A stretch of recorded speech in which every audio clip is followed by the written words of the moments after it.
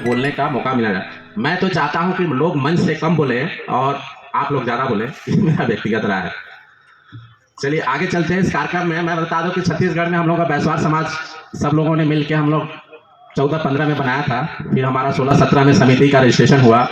इसके बाद हम लोगों ने बैसवार समाज को छत्तीसगढ़ में भी अनुसूचित जाति में शामिल करने के लिए आयोग को पत्र लिखा और आयोग ने कार्रवाई करते हुए तुरंत उनसे चाहता है कि जिस दिन मेरे घर में या मेरे ऊपर कोई मुसीबत आए तो वो लोग मेरे साथ खड़ा रहे। देखिए, नौकरी भी तो लिमिटेड लोगों की लगेगी। क्या बैसवारों की जितनी जनसंख्या सबको नौकरी लगेगी? नहीं लगेगी। सब लोग नेता बन सकते हैं? बिल्कुल नहीं बन सकते। लेकिन जिनको आप लोगों ने जिम्मेदारी दी है या जो उस ओहदे में पहुंच गया है, खासकर एसटी, एससी, ओबीसी समाज की मैं बात करता हूं, तो हमारा कोई भी लीडर या हमारा नौकरशाह ऊपर जाके गद्दी में बैठता है, जिसके पास पावर रहता है, उसको इस बात का एहसास होना चाहिए कि आपके समाज ने कितनी कुर्बानियां दी हैं, तब जाके आप उस ओहदे पे बैठे हैं। उसके लिए आपको अपने समाज को कभी नहीं भूलना चाहिए, वो नेता हो चाहे हमारा कोई अधिकारी हो। इस बात को नोट करें,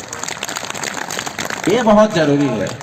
दूसरा चीज हम देखते हैं कि हमारे समाज में महिलाओं की भागीदारी। देखिए, किसी भी समाज में 50% हक तो महिला का होता है, उसको हम लोग एकदम नदारत कर देंगे। मैं बहुत लास्ट में खुश हुआ कि हमारे अनीता दीदी आ गई, नहीं तो ये सभा पूरा नहीं होता। मेरे ख्याल से जिस सभा में महिलाएं ना हो वो सभा कभी पूरा मैं नहीं मानता हूँ, आप लोग भले मानते हो। तो आके हमारे समाज की लाज रख दी। उनको मैं सोशल मीडिया में बहुत देखते रहता हूँ, कमेंट करता हूँ, उससे फ्रेंडशिप, लेकिन फर्स्ट टाइम आज आमना सामना हुआ है। कम से कम आ गए, हमारी तो लाज बच गई।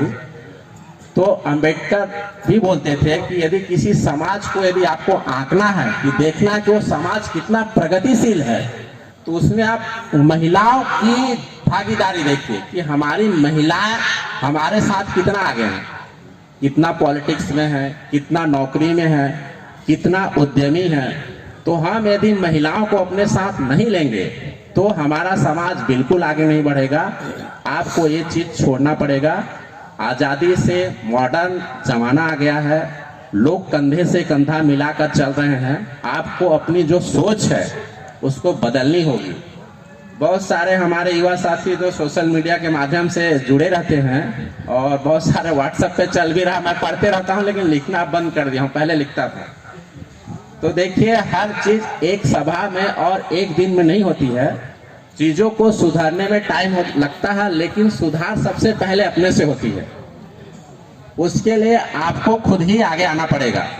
हम लोगों ने तो, मैं तो लगभग सारा इंडिया घूमते रहता हूं। मैं आप लोग एक छोटा छोटा 1-2 उदाहरण बताता हूं, उससे समाज को बहुत फायदा होगा, इसलिए बताना चाह रहा हूं कि ईमानदारी हर आदमी के अंदर होना बहुत जरूरी है।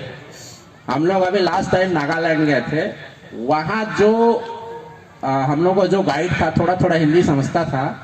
हम लोग वहां तो देखिए पूरा पहाड़ है, जंगल है, तो ऐसे जंगल में जा रहे थे तो वहां देखे तो बहुत सारा छोटा छोटा पाइप ऐसे फेंकाया पड़ा था रोड के किनारे किनारे। वहां क्या है, पानी जो आता है वो आपका पहाड़ से डायरेक्ट बिना बिजली के 24 घंटे आता है।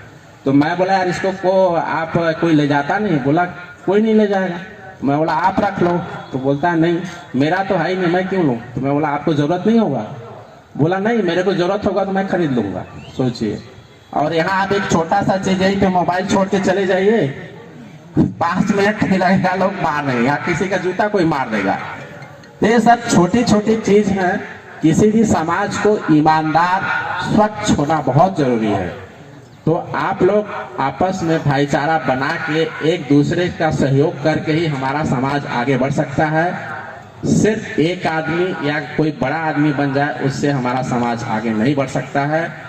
इसलिए मैं अब ज़्यादा टाइम न लूँगा और मैं आप लोगों से फिर एक बार विनती करता हूँ कि आप लोग यहाँ पे हमारे यहाँ छत्तीसगढ़ में आइए एज ए गेस्ट, क्योंकि हमारा वो प्रदेश स्तरीय कार्यक्रम है, अखिल भारतीय नहीं है, हमारे पास न उतना पैसा है न ताकत है।